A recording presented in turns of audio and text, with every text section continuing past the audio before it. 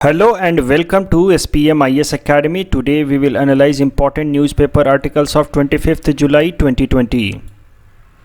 Please note you can download the PDF version of today's newspaper analysis by clicking the link given in the comment section.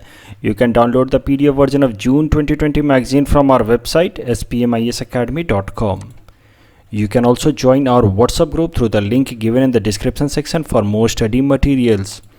This is the list of the topics that we will cover from today's newspaper. The first article is taken from editorial segment. It is regarding mob lynching and emerging social evil in India, and this topic is important from our syllabus paper 3 governance point of view, and the ideas discussed here can be also utilized in writing an essay in paper 1. सबसे पहले समझते हैं what is mob lynching. तो एक basic definition हमने दे रखा है। Mob lynching refers to the act of killing done by a mob without any legal authority और प्रोसेस इन्वॉल्व्ड। देखो, एक किलिंग होती है जुडिशियरी द्वारा भी, जब जुडिशियरी ऑर्डर देती है that a person should be given capital punishment, लेकिन that can not be called lynching because that is done according to a legal authority. Judiciary को एक प्रॉपर अथॉरिटी मिली हुई है कि वो on the basis of the gravity of the case किसी भी एक पर्सन को कैपिटल पनिशमेंट दे सकती है। लेकिन जब लोग खुद ही, जब भीड़ खुद ही फैसला कर लेती है कि किसी इंसान को मार देना चाहिए, उसको कैपिटल पनिशमेंट दे देना चाहिए, then that is not done on the basis of legal authority और अ प्रोसेस इन्वॉल्व्ड, और उसको हम कहते हैं मॉब लिंचिंग। अब इस आर्टिकल का कॉन्टेक्स्ट देखते हैं जो असम ट्रिब्यून न्यूज़पेपर में आया है। तो देखो, हाल फिलहाल में on 18 July midnight 3 suspected Bangladeshi nationals alleged to be cattle smugglers were lynched by locals of Karimganj district of Assam। तो ये हाल फिलहाल का मॉब लिंचिंग का इशू है, केस है। इसके अलावा कई सारे मॉब लिंचिंग के केस आसाम से आते रहे हैं हाल फिलहाल में, और उसके अलावा बाकी रेस्ट ऑफ इंडिया से भी इस तरह के कई सारे मॉब लिंचिंग के केसेस आते रहे हैं। और इसी कारण से इस आर्टिकल का हेडिंग है mob lynching a social evil in India, क्योंकि ऐसा नहीं है कि it is once in a wild event, it has now become frequent in our country. Assam के अंदर भी हाल फिलहाल के कई सारे एग्जाम्पल हैं। मैंने कुछ एक एग्जाम्पल आपके साथ शेयर किया है। For example lynching of Nilotpal Das and Abhijeet Nath in Assam's Karbi Anglong district in June 2018। हम सबको ये इशू याद होगा। उसके अलावा हाल फिलहाल में देवाशीष गोगोई, एक बीएससी फाइनल ईयर के स्टूडेंट थे, इनको कुछ एक टी गार्डन वर्कर्स ने इनकी लिंचिंग कर दी in Jorhat district in this year itself in May month. उसके अलावा बाकी सारे स्टेट्स में भी इस तरह के लिंचिंग के केसेस आते रहते हैं। हाल फिलहाल में आपने काफ़ी बार सुन रखा होगा न्यूज़ में पालघर लिंचिंग केस, जहाँ पे 2 Hindu sadhus were lynched by a mob in Palghar district of Maharashtra. So the point that I'm trying to make, that lynching has become a frequent activity, mob lynching has become a frequent activity in India, not just in Assam but other states of India as well.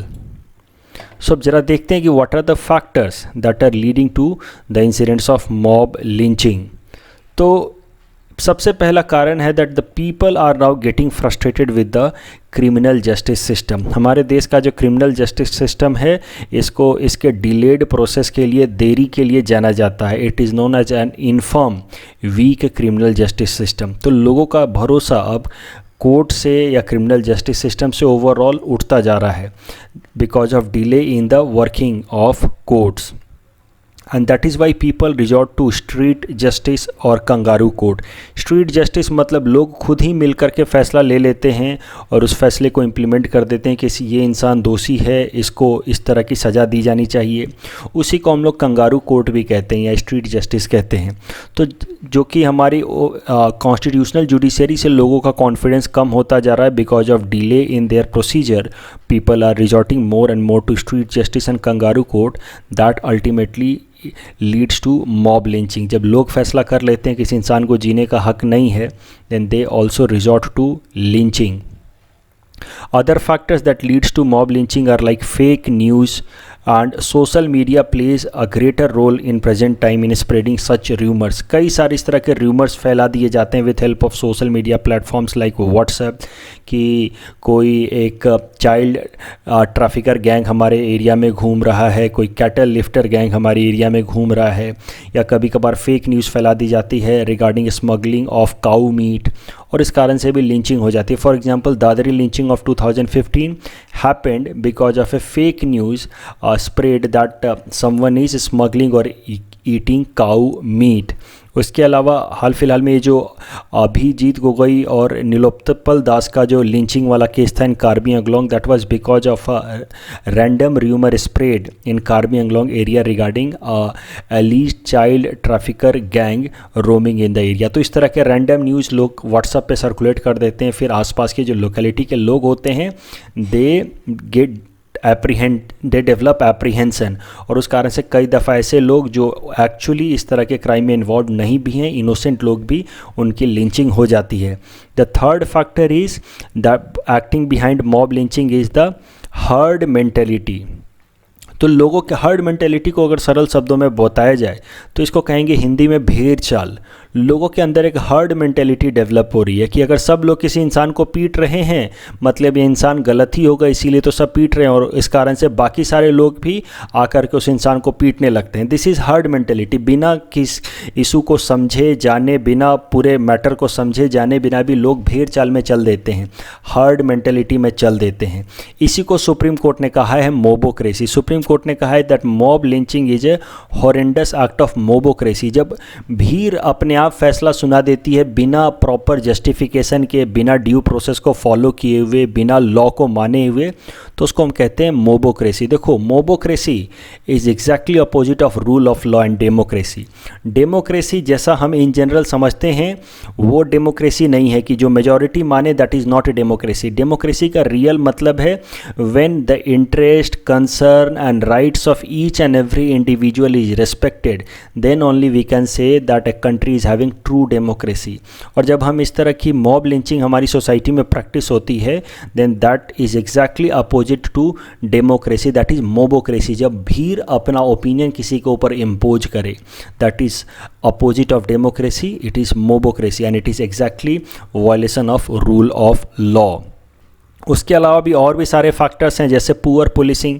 अब लोगों का police के ऊपर से भरोसा उठ चुका है तो लोग खुद ही फैसले सुनाना शुरू कर देते हैं, लोग खुद ही एक्शन लेना शुरू कर देते हैं। And vanishing ethos of rule of law. हमारे देश में लॉ के लिए, कानून के लिए धीरे धीरे रिस्पेक्ट ख़त्म होता जा रहा है। लोगों का लॉ के ऊपर, कानून व्यवस्था के ऊपर भरोसा नहीं है। लोगों को लगता है कि कानून व्यवस्था से कुछ होगा नहीं, और इस कारण से वो जो रिस्पेक्ट है रूल ऑफ लॉ के लिए वो ख़त्म हो रहा है। And that is why people are resorting to incidents like mobocracy and mob lynching. So अब जरा समझते हैं कि why mob lynching persists and what can be the possible solution. क्यों मॉब लिंचिंग इतना ज़्यादा फ्रीक्वेंटली प्रैक्टिस होता है हमारे देश में और इसको कैसे रोका जा सकता है। तो देखो, जो सबसे बड़ा कारण बताया जा रहा है behind this frequent practice of mob lynching is that there is no specific law to deal with mob lynching. कोई एक स्पेसिफिक लॉ ही नहीं है मॉब लिंचिंग से डील करने के लिए। इस कारण से जब भी कोई मॉब लिंचिंग का केस होता है तो कुछ लोगों के ऊपर आईपीसी सेक्शन 302 यानी कि जो मर्डर के लिए सेक्शन है आईपीसी का, वो लगाया जाता है। लेकिन अगर आप ध्यान से समझे एक मॉब लिंचिंग के केस को तो उसमें कई सारे लोग इन्वॉल्व होते हैं, 200-250 लोग इन्वॉल्व होते हैं। लेकिन मर्डर का केस हार्डली 2-4-5 लोगों पे चलता है अंडर आईपीसी सेक्शन 302, और कई सारे लोग बिल्कुल ही फ्री छूट जाते हैं even after getting engaged in some sort of mob lynching. तो इससे होता क्या है कि उनके इस एटीट्यूड को बढ़ावा मिलता है। उनको लगता है कि हमने तो मॉब लिंचिंग कर दी और हमें कोई पनिशमेंट मिला नहीं, क्योंकि 200-250 लोगों के खिलाफ पुलिस के लिए धारा 302 चलाना थोड़ा मुश्किल होता है। तो पुलिस बस मेन परपेट्रेटर्स को 3-4 को आइडेंटिफाई करती है और उसको पनिश करती है। कई सारे लोग इस तरह से छूट जाते हैं जिन्होंने उस इंसान को पीटा होता है, उस विक्टिम को पीटा होता है। सो दे समहाउ गेट इनकरेज्ड कि हमने तो देखो लिंचिंग भी कर दी और हमारे खिलाफ कुछ हुआ भी नहीं। So that is the problem. हमें एक स्पेशल कानून की ज़रूरत है जिसमें जो मेन परपेट्रेटर हैं उनके खिलाफ तो धारा 302 चलनी ही चाहिए। बाकी लोग जो इसको इनकरेज कर रहे थे, जिन्होंने साइड से सपोर्ट किया है या थोड़ा बहुत वायलेंस में इंगेज हुए हैं, उन सब के लिए भी सज़ा होनी चाहिए। That means we need to have a special law. Otherwise, somehow when people get exonerated, जब people छूट जाते हैं, बच जाते हैं from this mob lynching case, तो फिर उनको लगता है कि वो आगे भी इस तरह का काम कर सकते हैं। So the possible solution according to Supreme Court, in its judgment, Tehseen S. Poonawalla versus Union of India said that we need to have a specific law to prevent mob lynching. In fact supreme court ने 11 point के guidelines दिए थे सारे के सारे state governments को कि क्या क्या आपको करना है टू प्रिवेंट मॉब लिंचिंग। तो कुछ एक इम्पॉर्टेंट गाइडलाइन जो सुप्रीम कोर्ट ने रिलीज़ किए थे फॉर स्टेट गवर्नमेंट्स, वो एक बार ज़रा देखते हैं। सबसे पहले तो सुप्रीम कोर्ट ने कहा था कि हर एक डिस्ट्रिक्ट में एक सीनियर पुलिस ऑफिसर को अपॉइंट किया जाना चाहिए एज नोडल ऑफिसर, और उस सीनियर पुलिस ऑफिसर का काम होना चाहिए कि उन सारे लोगों के खिलाफ पहले से एक्शन ले जो फेक न्यूज़ स्प्रेड कर रहे हैं, जो लोगों के बीच में हेटरेडनेस स्प्रेड कर रहे हैं, जो लोगों के बीच में इस तरह के र्यूमर स्प्रेड कर रहे हैं थ्रू सोशल मीडिया प्लेटफॉर्म। और ये जो नोडल ऑफिसर होना चाहिए उसकी minimum rank superintendent of police की होनी चाहिए, क्योंकि ये जो फेक न्यूज़ है, ये जो हेट स्पीचेज हैं, इन्हीं से आगे जा कर के मॉब लिंचिंग के केसेस हो जाते हैं। तो इनफैक्ट पहले उन सारे इंडिविजुअल्स को आइडेंटिफाई करना है जो इस तरह के इंसिडेंट्स को होने के लिए एक ग्राउंड प्रिपेयर करते हैं। उसके अलावा सुप्रीम कोर्ट ने डायरेक्ट किया कि दोनों ही सरकारों को, सेंट्रल लेवल की as well as state government को इंगेज होना चाहिए in broadcasting public notification on radio and television regarding the informing the public of the consequences of taking law into their hand। जो सबसे बड़ा प्रॉब्लम मैंने आपको बताया कि मेजॉरिटी को लगता है कि अगर हम भीड़ में घुस करके किसी को मार भी देते हैं तो हमें कुछ नहीं होगा। इस एटीट्यूड को हमें चेंज करना होगा। तो इसके लिए स्टेट गवर्नमेंट और सेंट्रल गवर्नमेंट को रेडियो पे, टीवी पे लगातार इस तरह का इंफॉर्मेशन डिसिमिनेट करना चाहिए कि अगर आप मॉब लिंचिंग में इन्वॉल्व होते हैं, अगर आप कानून को अपने हाथ में लेते हैं तो आपको छोड़ा नहीं जाएगा। तो इस तरह की एक इन्फॉर्मेशन स्प्रेड की जानी चाहिए, एक अवेयरनेस स्प्रेड की जानी चाहिए, ताकि लोगों को मॉब लिंचिंग करने से पहले ये बात समझ जाए कि दे विल बी पनिश्ड। उसके अलावा सुप्रीम कोर्ट ने डायरेक्ट किया कि special law should be made by the state government to deal with mob lynching, क्योंकि मॉब लिंचिंग को आईपीसी 302 में ट्रीट करने से बहुत सारे लोग फ्रीली छूट जाते हैं। तो एक अलग से कानून बनाने की ज़रूरत है मॉब लिंचिंग जैसे सारे केसेस को लेने के लिए। उसके अलावा the family of the victim should be compensated. जो भी मॉब लिंचिंग के विक्टिम्स हैं उनके फैमिली को एक प्रॉपर मुआवजा मिलना चाहिए। लेकिन जो सुप्रीम कोर्ट के डायरेक्टिव्स थे वो 2018 में ही आ गए, लेकिन अभी तक किसी भी स्टेट गवर्नमेंट ने इसको अच्छे से इम्प्लीमेंट नहीं किया है इन 11 पॉइंट गाइडलाइन को। अगर इस एक पर्टिकुलर गाइडलाइन को देखा जाए जहाँ पे सुप्रीम कोर्ट ने कहा था कि स्टेट गवर्नमेंट्स को एक स्पेशल कानून बनाना चाहिए to deal with mob lynching, इस डायरेक्शन में बस 3 स्टेट गवर्नमेंट्स ने एक्शन लिया है। मणिपुर की सरकार, वेस्ट बंगाल की सरकार और राजस्थान की सरकार ने एक अलग से कानून बनाया है in order to deal with mob lynching. बाकी हमारे जो बाकी स्टेट गवर्नमेंट्स हैं इन्होंने सुप्रीम कोर्ट के इस डायरेक्टिव्स को अभी तक इम्प्लीमेंट नहीं किया, even after 1.5 year of the directives given by supreme court. The next article is taken from environment segment. It is about Whitley Award 2020.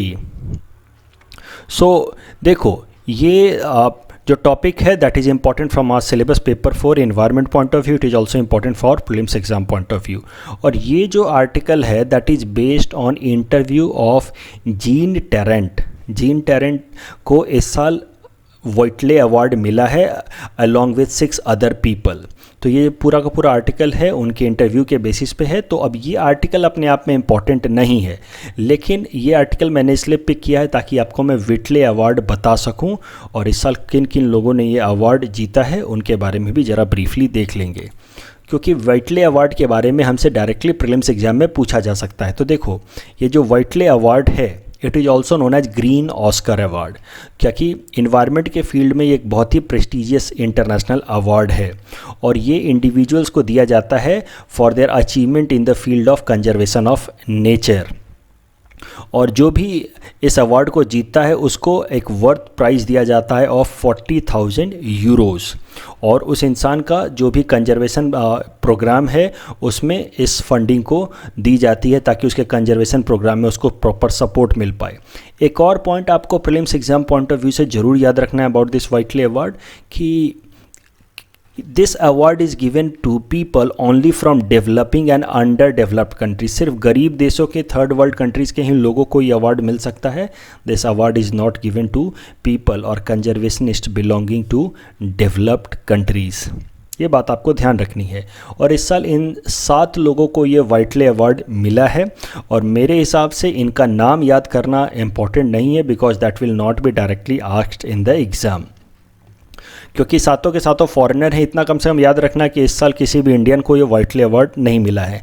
उसके अलावा अगर आपको एग्ज़ाम पॉइंट ऑफ व्यू से कुछ याद रखना है तो वो याद रखना चाहिए आपको कि असम के विभूति लखर साहब को भी नॉमिनेट किया गया था फॉर वाइटले अवार्ड ऑफ 2020। आप विभूति लखर के बारे में ज़रूर जानते होंगे, इनके बारे में मैंने भी पढ़ाया है आपको।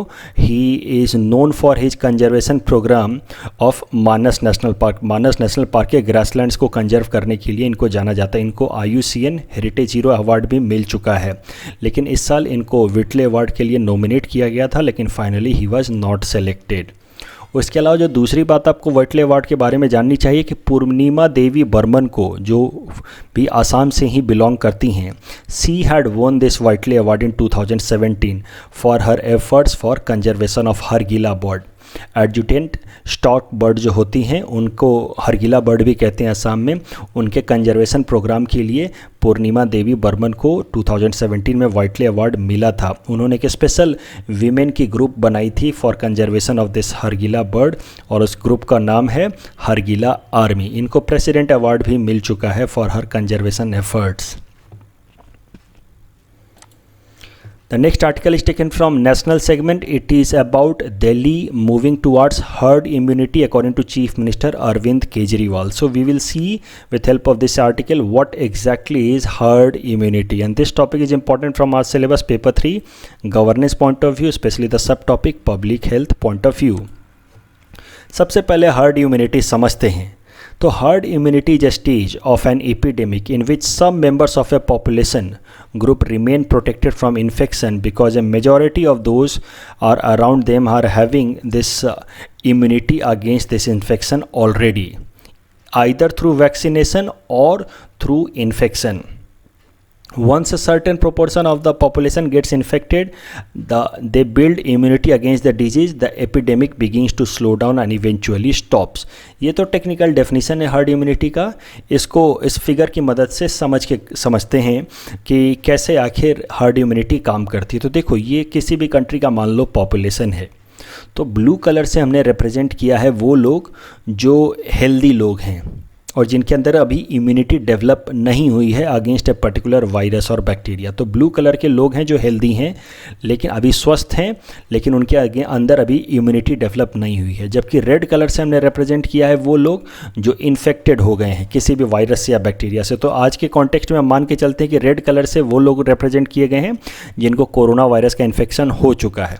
तो ये पहला स्टेज होता है। अब धीरे धीरे कोरोना वायरस जो कि कॉन्टेजियस डिजीज़ है तो धीरे धीरे ये बाकी लोगों में भी फैलेगा। तो स्टेज 1 के बाद स्टेज 2 में धीरे धीरे कोरोना वायरस काफ़ी सारे लोगों में फैल जाएगा। दिस विल बी स्टेज 2, जब बहुत सारे हेल्दी लोग भी धीरे धीरे इन्फेक्टेड होंगे विथ दिस पर्टिकुलर वायरस। इस अभी के केस में हमने मान के रखा है ये कोरोना वायरस है।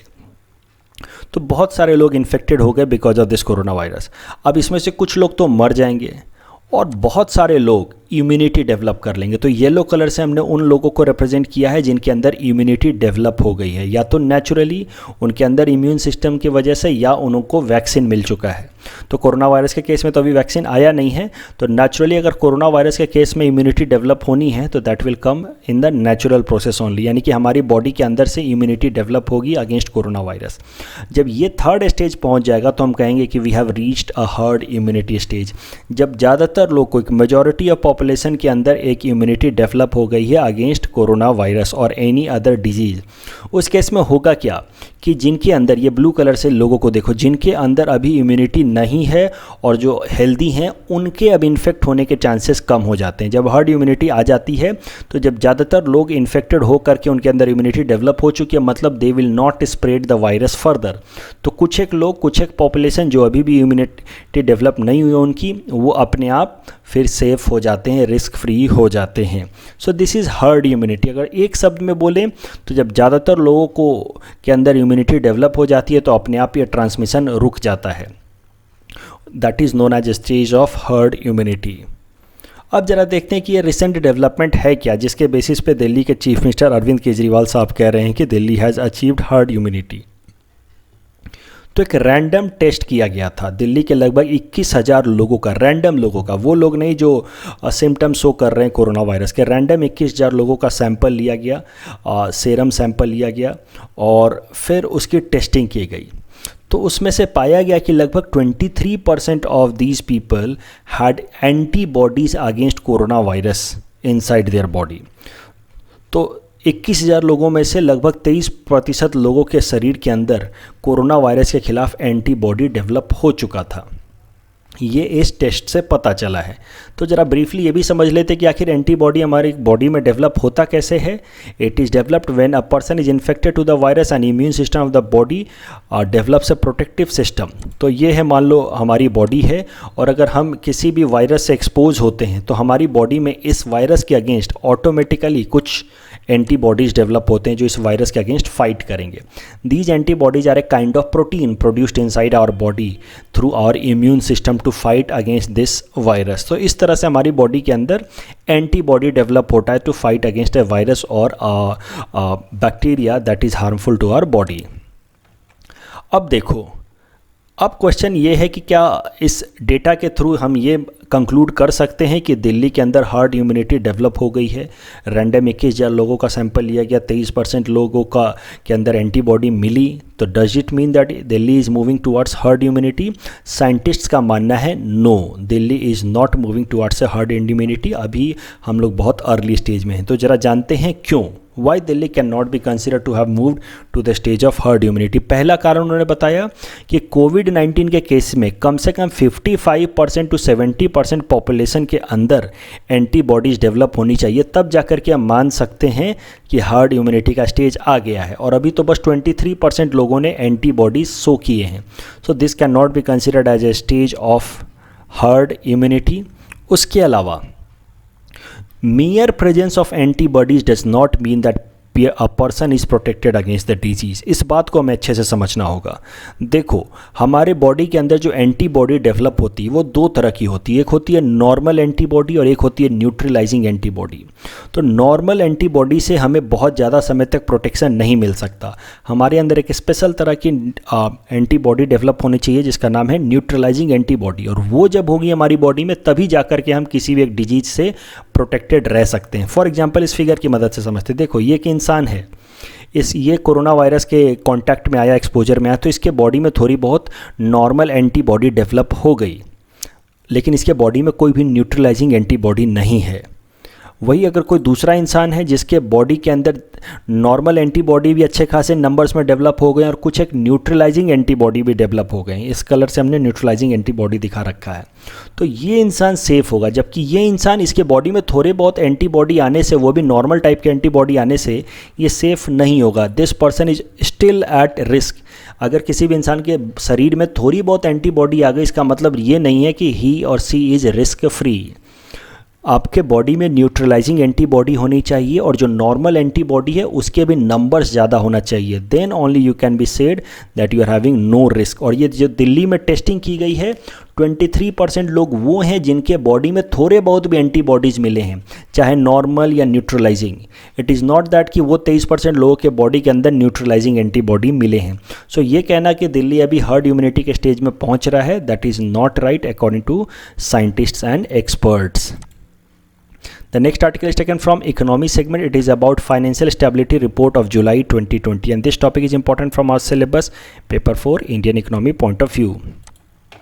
सबसे पहले ब्रीफली समझ लेते हैं कि ये फाइनेंशियल स्टेबिलिटी रिपोर्ट है क्या। देखो, this is a report published by reserve bank of India और इस रिपोर्ट में अगर सरल शब्दों में बताया जाए तो हमारे देश की जो फाइनेंशियल सेक्टर्स हैं जैसे बैंक्स हैं, एनबीएफसीज हैं, इनकी क्या हेल्थ स्टेटस है वो रिप्रेजेंट किया जाता है कि उनकी कैसी फंक्शनिंग हो रही है, क्या हेल्थ स्टेटस है, that is represented in financial stability report published by RBI and this report is published on assessment made by Financial Stability and Development Council which is chaired by Finance Minister। तो एक special council हमारे देश की financial stability and development council, वो पूरे देश के जो फाइनेंशियल सिस्टम है उसके हेल्थ को स्टडी करती है, उसकी असेसमेंट के बेसिस पे एक रिपोर्ट पब्लिश करती है RBI जिसका नाम है financial stability report of India और वो जुलाई मंथ की आई है हाल फिलहाल में और उसकी बेसिस पे ये न्यूज़ आर्टिकल आया। तो let us see the key findings of RBI's financial stability report of July 2020। तो according to this report by next year March 2021 हमारे देश के जो शेड्यूल्ड कॉमर्शियल बैंक्स हैं उनके अंदर ग्रॉस NPA बढ़ के 14.7% तक हो जाएगा। That is a huge amount and that will force our banks towards a kind of failure। The gross NPA का मतलब सरल शब्दों में बोले तो वो सारा लोन अमाउंट जिस पे बैंक्स की इनकम बंद हो चुकी है, मतलब अगर 100 रुपये किसी बैंक ने 100 रुपये अलग अलग लोगों को लोन दे रखा है, 100 करोड़ मान के चलते हैं कि 100 करोड़ अगर अलग अलग लोगों को लोन दे रखा है तो 14% NPA का मतलब है कि 14 करोड़ लोन पे ना बैंक को प्रिंसिपल अमाउंट वापस मिल रहा है और ना ही उस पर इनकम हो रही है। सो 14% या 14.7% हो जाएगी हमारी gross NPA according to RBI by March 2021 because of कोविड-19। ये बहुत बड़ा अमाउंट है। Banks will be forced under extreme financial pressure. अभी जो मार्च 2020 में जो हमारा ग्रॉस NPA था दैट वाज ओनली 8.5%। RBI ने अलग अलग सिनेरियो रिप्रेजेंट किया कि करेंट तो देखो हमारा ग्रॉस NPA है 8.5% according to the March report 2020। अगर सब कुछ एवरेज रहता है, जो कोविड-19 के कारण निगेटिव इम्पैक्ट आया है, और अगर सब कुछ एवरेज रहता है तब भी हमारा ग्रॉस NPA बढ़ करके 12.5% तो हो ही जाएगा। But if situation becomes more stressful, अगर ये सिचुएशन हम कंट्रोल अभी नहीं कर पाते हैं and things become more stressful, then gross NPA will rise to 14.7%। That will be a huge amount. जैसा कि मैंने आपको NPA का डेफिनेशन बताया, it is the loan becomes NPA if no interest payment has been made on that loan for more than 90 days।